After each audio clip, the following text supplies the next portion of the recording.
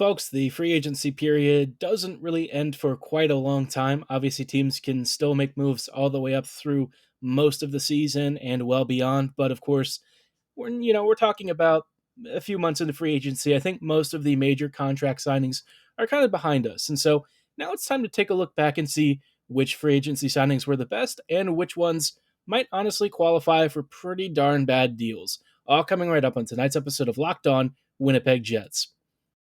You're Locked On the Hockey Jets, your daily podcast on the Winnipeg Jets. Part of the Locked On Podcast Network, your team every day.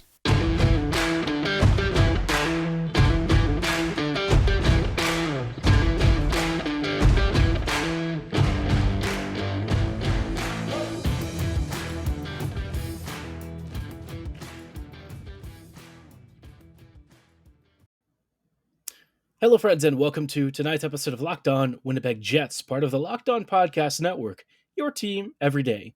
I'm your host, Harrison Lee, an avid Winnipeg Jets fan and an online blogger. You can follow me on Twitter at HLLivingLoco and at LO_Winnipeg Jets. Thank you for choosing to make Locked On Jets your first listen of the day every day. If you like what you're hearing, be sure to like, follow, and subscribe on your favorite podcasting platform of choice, including Apple, Spotify, Google, Megaphone, Odyssey, and YouTube.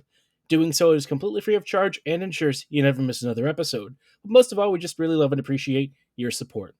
Today's episode is brought to you by BetOnline, because BetOnline has you covered this season with more props, odds, and lines than ever before. BetOnline, it's where the game starts. Now, like I said in today's intro to this episode, I wanted to focus on the best and worst free agency signings that we've seen for the past couple of weeks. A lot of these are players who have either been extended or signed as, full-on UFAs, right? And some of these deals, they have been a little bit of a mixed bag. We're going to try and avoid most of the minor league deals because a lot of those, for me, I don't really feel are particularly relevant. So these are all, guys who have mostly NHL prospects, and so we're not really going to be focusing on anything more than that. Now, the first deal that I think is probably worth shouting out and that I find to be a little bit more on the questionable side is Eric Branson signing for 4 years at $16 million by Columbus. Now, I know that at the time Columbus was making a couple of really big transactions, one of which we're going to discuss as one of the best free agency signings, but this one as a top four defender for your team really does not make sense. I know what Columbus thinks they see in Branson because it's the same thing that so many teams have constantly asked for when they've brought him on. A lot of squads, they see that gritty, hitty physical strength and big physical size and certainly his stature on the ice. But, unfortunately, the on-ice results have never really followed with him. He's not a guy who is particularly great when in possession of the puck. He's not a big transition skater when he's making defensive recoveries and getting the puck up the ice. That's not really his game. And oftentimes, his ability to have a solid defensive impact is mostly reliant on hitting guys and knocking them off the puck and, shot blocking. But unfortunately, neither of those are really that effective in his particular case beyond occasionally causing some havoc here and there. And, every now and then he'll make a pretty nice defensive read, but for the most part, what you're getting with him is kind of what you're getting with a lot of other third pairing deep. But the problem is you're paying, 3 to 4 times as much as what you would be paying most like number 5s and number 6s. So this contract, one of the worst values for what you're getting here. And I think it's especially egregious when you consider that there's a pretty long history of teams who have signed Branson and not really been interested in retaining him after kind of figuring out that he's just not really that kind of player. Now, Columbus then kind of went the other direction and made one of the most interesting and fun signings of the entire offseason. This one, of course, is no surprise. Everyone knows it's Johnny Goudreau signing for 7 years at almost $69 million. Now, this contract is pretty expensive. I ain't going to lie. You're bringing in one of the premier free agents to hit the market over the last few years. Goudreau is a monster scorer. He's one of the most creative players. And, as a free agent, there aren't many guys of his caliber who are going to immediately improve your top 6. But Goudreau for Columbus absolutely does this. Where I think it gets to be an interesting question is, does the fit make a lot of sense? And I think Columbus, in a lot of ways, they're a squad that has to do things differently, sort of like how the Jets are, because obviously the market is a little bit funky for attracting high end free agents. And this is a team that, while it does have some solid prospects and stuff, hasn't really been able to form this really strong core. They have had some years where they've had some really fun playoff runs, but for the most part, you're not looking at a particularly sustainable team with like a lot of a particularly long track record of success. So this is a team that's trying to figure out some sort of identity in the meantime. And I can appreciate and respect a squad that just says, you know what, screw it. Let's go for it. Let's do something a little bit strange and try for a more unusual approach. Obviously Goudreau, he's not going to save Columbus, but I think he goes a long way in showing that the Blue Jackets are, in fact, a really desirable destination for maybe some premier players. You know, if you're looking at Laine resigning for a few years, Goudreau signing and locking in for 7, good Branson, I guess, if you want to call him a marquee signing for 4 years.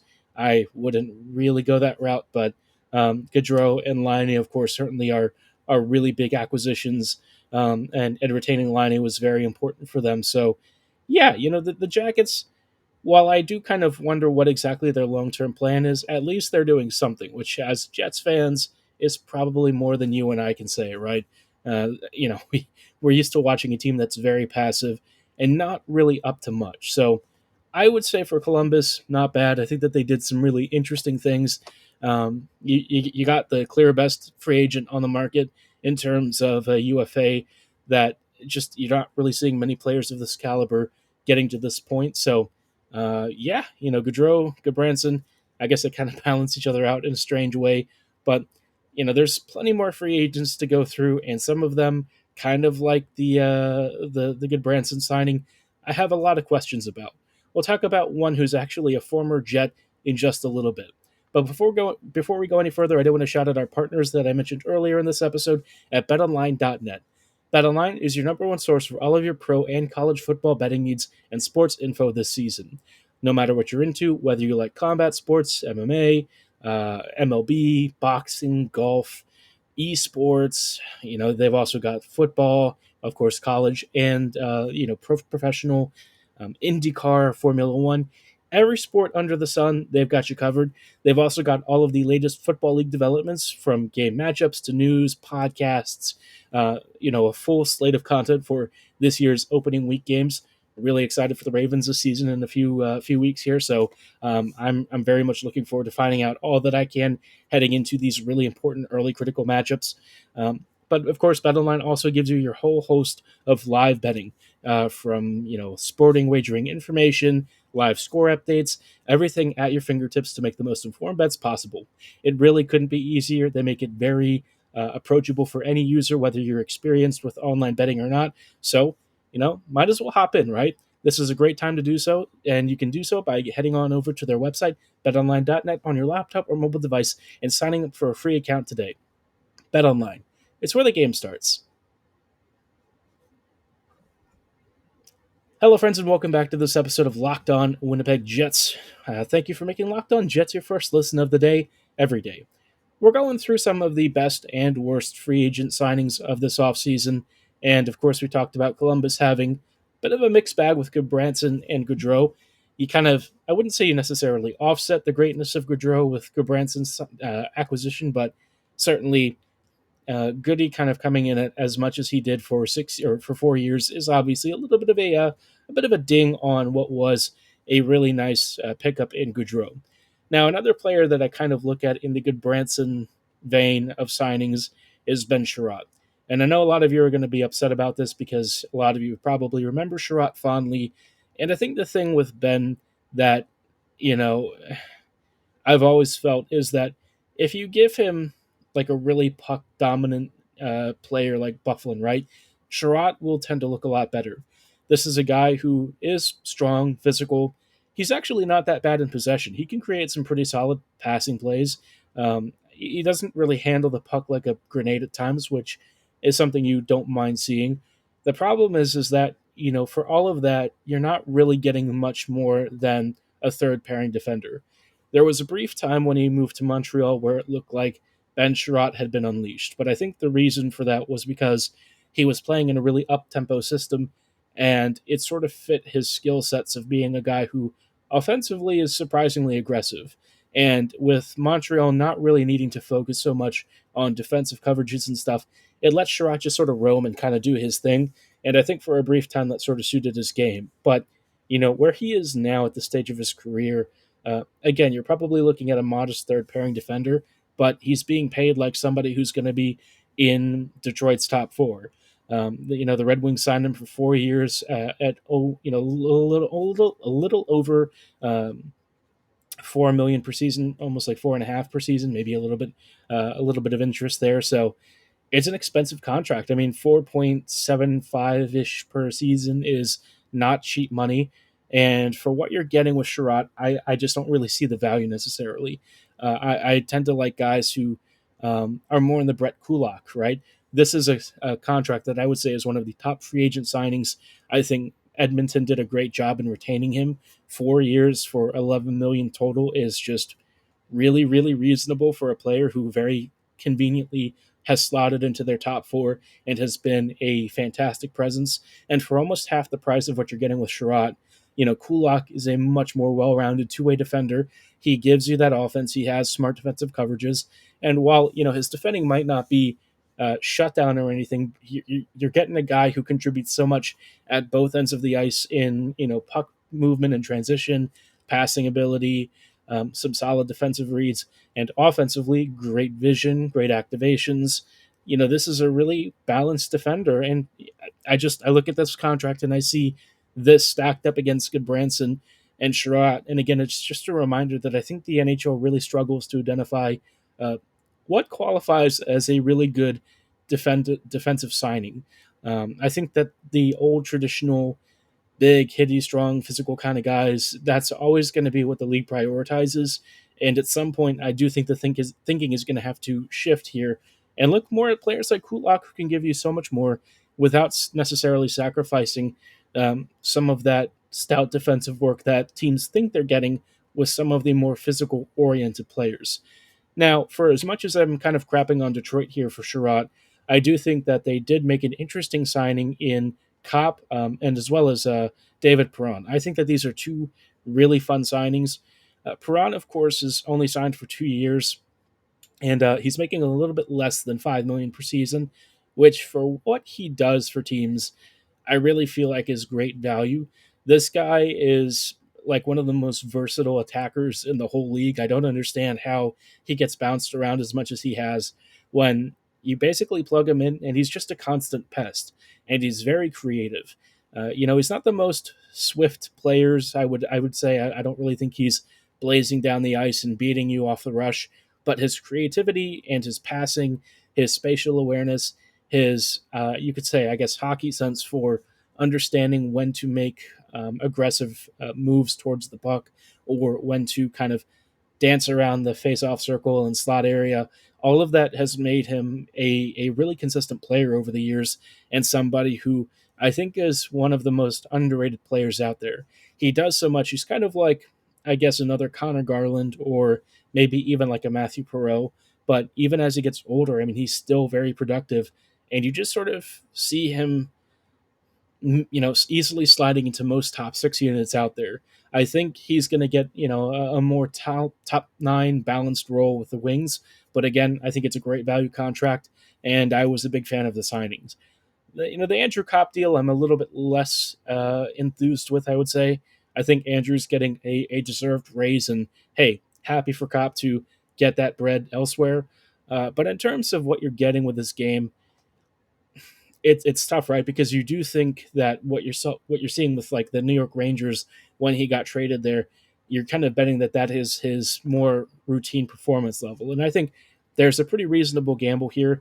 I think for the Wings, I just don't know if it's really the kind of signing that they need to be making right now. Maybe in a couple of years, I wouldn't really be averse to it, but in this current state, I'm just not sure if the Wings are good enough to be committing a lot of longer term money even though it's not like a ton of term. It's 4 or 5 years at a time, but it's still a decent chunk of cash, and they're going to have some expiring contracts over the next few years that quite frankly, might get a little bit expensive to try and bring back. So, you know, very odd offseason for the Detroit Red Wings. I can see some shades of why maybe there is a little bit of skepticism around Steve Yzerman.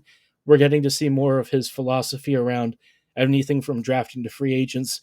And while there has been a lot of really good progress for the franchise, I don't know if I entirely see the full vision for this team quite yet. But we'll see in the next couple of years. Maybe I'm overthinking things, and really it's not that big of a deal. That, like for the contract of Cobb, it's not like it's crazy money. I think they can probably stomach the cap hit going forward. So yeah, it's more just me personally thinking about the long term fits and how that all kind of plays into this team's, I guess, composition. But if there is a comparable signing to the Cop deal, it's one that I didn't really see coming. And this one is a player who was signed with the Seattle Kraken. I qualified this as one of my favorite offseason signings and certainly one of the, I would say, top end value deals on the free agency list. We'll talk about who this player is and why he could be exactly what the Kraken need in just a little bit. Before we go any further, though, I do want to shout out a really important thing that our friends at the NHTSA have dropped. Of course, we've talked in the past about driving under the influence and why it's really important. But, the first time we talked about alcohol and driving drunk. But you can also be smoking weed or under the influence of any other drug and suffering a lot of the same consequences. So we have this really important information that I think you should probably stick around and listen to. Are you one of those people who thinks it's okay to drive stoned? What's the worst that could happen? You end up driving below the speed limit. You're trying to be safe. You're not really gunning it like you might when you're drunk. It's no big deal, right? That's where you'd be wrong. The truth is your reaction times slow way down when you're high, which means if you have an animal run out in front of you, a car suddenly turns in your path, maybe there's even a pedestrian, you can't react the way that you normally would. You not only put yourself in danger, but you also endanger everyone else around you. Talk about a buzzkill. Stop kidding yourself. It's not okay to drive high. If you've been using marijuana in any form, do not get behind the wheel. Save yourself and save others. If you feel different, you drive different. Drive high and get a DUI. Hello, friends, and welcome back to this episode of Locked On Winnipeg Jets. We are closing out tonight with a few more free agency deals, some of which I think are really good, and some of them which I'm not really in love with, if I'm being honest. I mentioned earlier that there was a contract offered to the Kraken that I think, for me, was one of the top signings, and it sort of went under the radar because it kind of happened amidst the whole Goudreau signing. It was very exciting at the time for Blue Jackets fans, while everyone else was trying to figure out why he signed there. But for the Kraken, they picked up Andrei Berkovski at 5 years and around $28 million. For me, I think that this is a very fair contract for what Burrow offers. He's a great finisher. He's a really dangerous scorer. And for what the Kraken are lacking, which is quite honestly everything, but certainly in the goal-scoring department, one of their biggest needs, I think Burrow is a great option here and a great gamble. You're not going to get a player like Goudreau likely to go to the Kraken right now, and I don't think it's really what they need either. I think that they would be wary against committing tons of really expensive money to players who are on the older side. But Berkovski gives you a really solid top six player who has had a proven track record of success with the Colorado Avalanche. He's a great finisher, was that way with the Caps as well. And, you have him for a couple of years, and then if you need to move his contract, I really don't think it would take much to have him get traded to like another contender or something. So I think in this case, I think the Kraken did well here. It's one of the few moves that I've said I tend to agree with because for the most part, that team, I have a lot of questions about how they're being run. It's not exactly been a smooth start to Kraken living, but hey, at least they got Burakovsky and they've had some really cool drafting recently. So, things might be looking up in the long term, but I think for the next couple of years, it's going to be a little bit rough. Another player that I think didn't really get a lot of attention, but that I would also classify as a really interesting signing is Ilya Machayev, which I think I've mentioned in terms of a player I was hoping the Jets were going to go for, but unfortunately he ended up signing with the Vancouver Canucks at 4 years and around $4.5-ish million, a little bit under that. Kind of in the same way, I sort of think Machayev is a great finisher. He's also really good in transition, and it just seems like whenever he's in the offensive zone, good stuff tends to happen. He's very strong on the puck. He has a very direct style of attacking the net, and I think for Vancouver, which also could use a really solid top nine attacker to really boost that goal scoring output, Mikhaev certainly fills the need. Is it the best choice for Vancouver to try to push the quality of the squad forward right now through free agency and stuff? I don't really know necessarily, but I respect the grind, I guess. That's the kind of thing. I'm at the stage where I don't even know if it matters so much about uh, whether I feel it really makes the squad that much better. It's just I'm cognizant of the fact that I watch a team and root for a team that frankly doesn't really do a lot to address team needs. So when I see other squads going out and trying to do something, at least I do give them a modicum of credit, even if it's like the bare minimum. Now, one free agent signing that I'm still trying to figure out is Nick Letty, who signed, I believe, an extension with the St. Louis Blues. If I was talking about poor values earlier in terms of defenders, I don't think that either of those deals in Shirat or Branson quite approached the level of confusion that I got with Nick Letty. This deal at 4 years, $16 million, same as what Branson got. I think you're actually getting even less value here. Letty is definitely on the wrong side of like 30. I think he's like 31, 32, maybe even 33. And his performance has just completely like fallen off a cliff. So for the Blues to re-sign him for 4 years, especially with the cap hit that he's brought on, I don't really know what's going on there. It's expensive. I don't know that I really agree with it.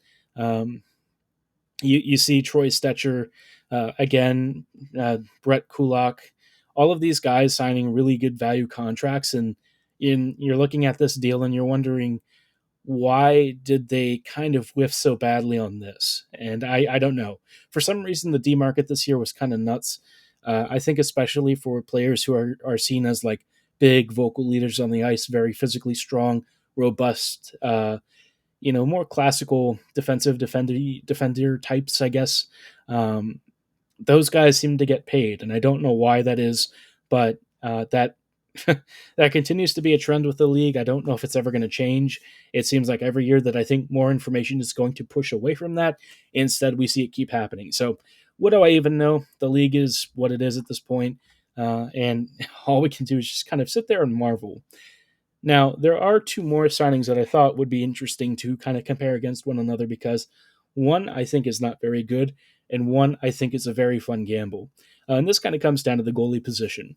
Now, the one that I think is not great is Jack Campbell for 5 years at $25 million. And I know, like on paper, I think Campbell was in this price bracket when you look at the market and you look at his track record. I know that I think, it certainly falls within expectations for what goalies are getting right now in free agency. But I think my thing with Campbell is I don't really think he's a lead starter. I haven't seen anything recently that suggests he's going to be able to turn it on for this Edmonton team and become the guy that, Mike Smith wasn't. I think that Campbell could be a solid 1B kind of guy, maybe in like a timeshare. But if you're asking for more than that out of him, I just don't really see it. I think Campbell is probably more in the league average vein, which maybe that's really important. But, the Oilers kind of need a little bit more. And I think that, given the fact that they don't have great depth scoring, Campbell is going to be working real hard to keep them up in these games. So, yeah, not my favorite contract. 5 years for $25 million is a lot for a goalie that I don't really think is a fantastic starter. But, you're looking at another goalie signing that's around the exact same price point. Darcy Kemp to the Caps for 5 years at $26.5 million. This, I think, is a much smarter gamble. Now, the thing with Kemper is he's basically put up borderline elite results for years. He did it with Colorado recently, even though there were some games where it looked like he was maybe swimming in his crease a bit. Cumulatively, though, and looking at the underlying statistical record that he's had, he's still as strong as ever. He had some really good years with Arizona and some really strong performances for the Wild. The problem is he gets injured a lot, so I don't even know how many games he's going to play for the Caps. There's a risk that he really doesn't play all that many and instead has to finish it on the injured reserve list. But, if you're going to go for one goalie this year in the free agent market, I think that there are way worse options than Kemper, so I can respect the Caps kind of going for it because uh, Washington knows that there's not very much time left, that they've got Ovechkin and Backstrom and all these guys. Even Backstrom is starting this season off seriously injured and recovering. I don't even know if he's going to play this year. So if you're trying to figure out one last push, you got to get a starting goalie, and I think the Caps did about as well as anyone did for free agent goalies in bringing in Kemper and trying to fill that number one void. But of course, there were plenty of other free agent signings. We're probably going to save them for a future episode. If you have any free agent players that you want me to talk about in particular, be sure to let me know at HLivingLoco and at LO_Winnipeg Jets on Twitter. For tonight's episode, that is going to be all the time that we have. Thank you so much for making Locked On Jets your first listen of the day every day. Be sure to make your second listen the Ultimate Pro Football Preview 2022 show. Obviously, this is a big time for a lot of us who are NFL fans and college football fans. This is going to be focused on the NFL. We've got an 8-episode extravaganza to get you ready for the NFL season. Our local team experts of the Locked On Podcast Network, plus a betting angle from Lee Sterling of Paramount Sports, gives you this whole thing, trying to give you the ultimate NFL preview. We want to give you a really big scope show, so be sure to search for Ultimate Pro Football Preview 2022 on the Odyssey app, YouTube, or wherever you get your favorite podcasts, and be sure to like, follow, and subscribe right now. As always, thank you so much for listening. Have a great night, and go Jets go.